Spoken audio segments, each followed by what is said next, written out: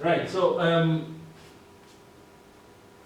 as I said, there is, Namibia is quite blessed. It's despite the country being, one of the driest in southern Africa, so to speak. It's very rich. In fact, when people visit Namibia, they get shocked. It's often perceived as a desert. Nothing in it. It's not viable. Cannot grow anything in there. But they get shocked because of how much potential the country holds. And when you look around, especially in the Kavango and Zambezi regions, that becomes a reality. The country is really, really blessed with so many natural resources. And of course, the agricultural sector is quite big as well, although it's not been harnessed fully or explored fully. It's quite big. The homes where we come from, our villages, and even here in town, we eat every day. In fact, the agricultural sector is the only sector that can be imagined to survive for the entire existence of mankind. Wherever God has said, okay, the world is going to exist up to this point, the agricultural sector is going to exist up to that point. You have to feed people every day. There's no way to get around it. So it's quite important. And of course, 70% of Namibia's population, particularly the rural population, depends on the primary sector, especially agriculture, for livelihoods. I think that's even more of a reality in our regions, where growing crops, tendering livestock is still the main source of income for people. Quite important. Most of you probably know this. We'll get to the important sort of more new stuff a little bit later. Tourism, which is linked to biodiversity, wildlife, is still one of the biggest contributors to Namibia's GDP.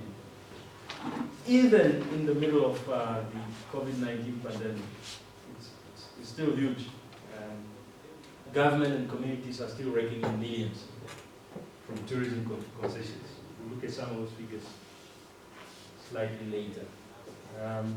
There are some people, as I've said, young people have moved from the rural areas to towns in pursuit of leisure, jobs, whatever have you.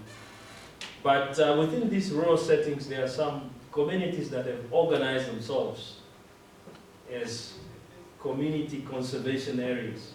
And the government gives them rights to benefit from wildlife, the animals that are in there, and the tourism opportunities. And these people make millions every year.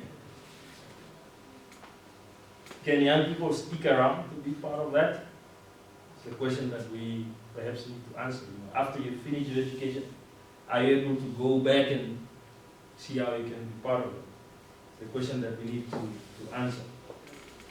So there, already we start to see biodiversity has a lot to offer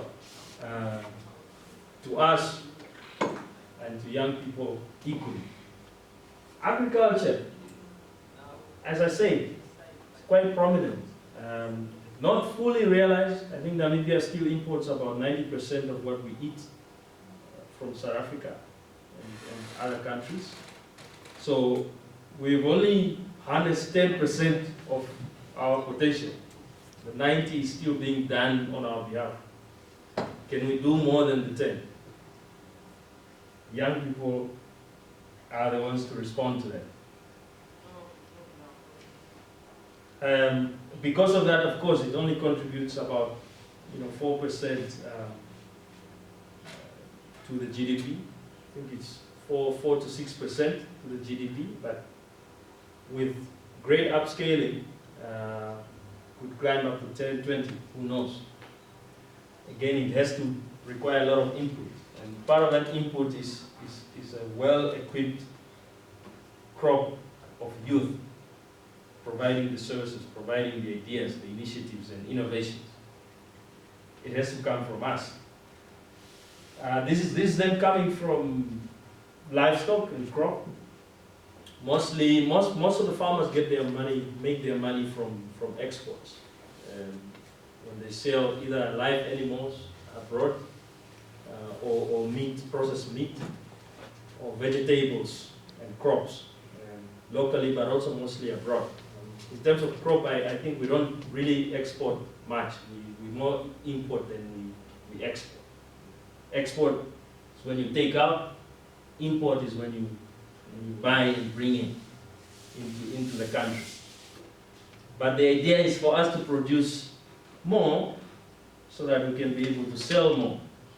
And the more you sell, of course, the more revenue or money you bring into the country and also into your own pocket. And